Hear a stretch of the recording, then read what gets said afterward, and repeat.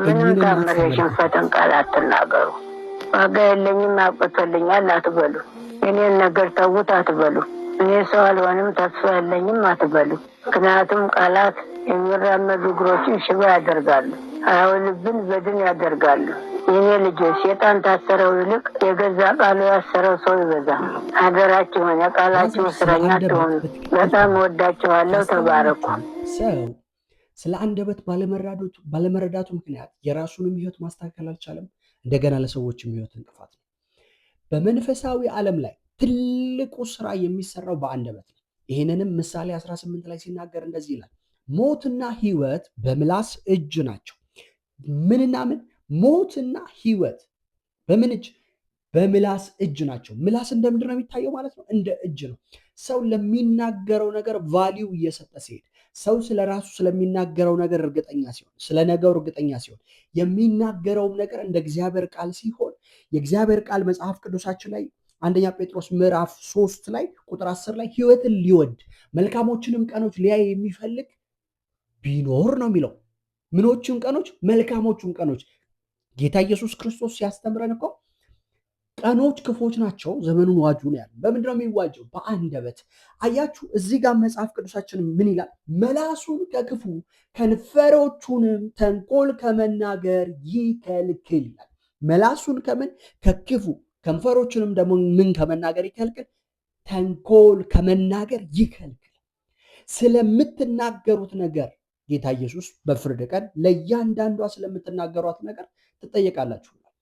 አሁን በመንፈሳዊ ሕይወታችሁ ላይ ተጽዕኖ ለማምጣት ወይም አንደበታችሁን ለመቀየር ባንዴ አትቀይሩት። ምክንያቱም ከልጅነታችሁ ጀምሮ ያለፋችሁበት ፓዝ አለ፣ የተሞላችሁበት እውቀት አለ። ያ እውቀት እናንተን አሁን ፕሮሰስ ስላደረጋችሁ መጽሐፍ እንደሚል ኤፌሶን 4 ላይ በአይምሯችሁ መንፈስ ታደሱ እንደሚል በአይምሯችሁ መታደስ እንድትለወጡ ወደ እግዚአብሔር ቃል ክሎዘር መሆን አለባችሁ። ለዛ ነው የእግዚአብሔር ቃል ክሊርሊ መልካም ቀኖች አሉ፣ እነዛን ማየት የሚፈልግ ግን መላሱን ከክፉ ከንፈሮቹንም ተንኮል ከመናገር ምን ይበላል? ይከልክል። ከዛ ደግሞ ምሳሌ ላይ ጠቢቡ ሰሎሞን ምን ብሎ ገለጠው? ሞትና ሕይወት በምላስ እጅ ናቸው፣ የሚወዷት ደግሞ ፍሬዋን ይበላሉ አለ። አያችሁ፣ ስለ ራሳችሁ ያላችሁ እውቀት የእግዚአብሔር ቃል እንደሚናገራችሁ ይሁን። ስለ ራሳችሁ የምትናገሩት ሀሳብ፣ ስለ ራሳችሁ የምትናገሩት ነገር፣ በአጠቃላይ ስለ ህይወታችሁ፣ ስለ ሰዎችም ቢሆን የምትናገሩት ነገር እንደ እግዚአብሔር ቃል ይሁን። የእግዚአብሔር ቃል ማን ነው ይልሃል? የእግዚአብሔር ልጅ ነው ይልሃል። የእግዚአብሔር ቃል ማን ነው ይልሃል?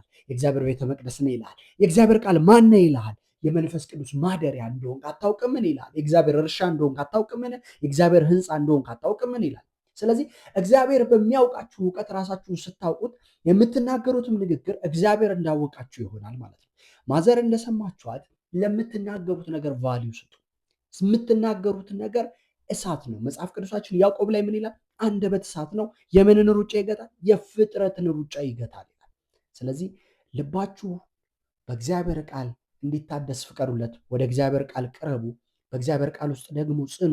በዛው ስትጸኑ አንደበታችሁ፣ ሐሳባችሁ፣ አስተሳሰባችሁ ይቀየራል። በጌታ በኢየሱስ ስም እጸልያለሁ።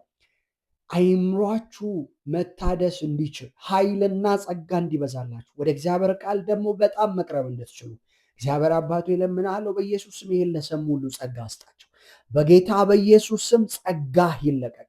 አንደበታቸው ክፉ እንዳይናገር፣ ምላሳቸው ተንኮል እንዳይናገር፣ ምላሳቸው ክፉ እንዳይናገር፣ አንደበታቸው ተንኮል እንዳይናገር በጌታ በኢየሱስ ክርስቶስ ስም ጸለይኩኝ። አሜን፣ አሜን፣ አሜን። አንደበቴ ይፈወሳል፣ አንደበቴ ተፈውሷል እያላችሁ ኮሜንት አድርጉ። ይህንን መልእክት ደግሞ ብዙ ሰው ጋር እንዲደርስ ሼር አድርጉት። ጸጋና ሰላም ይብዛላችሁ።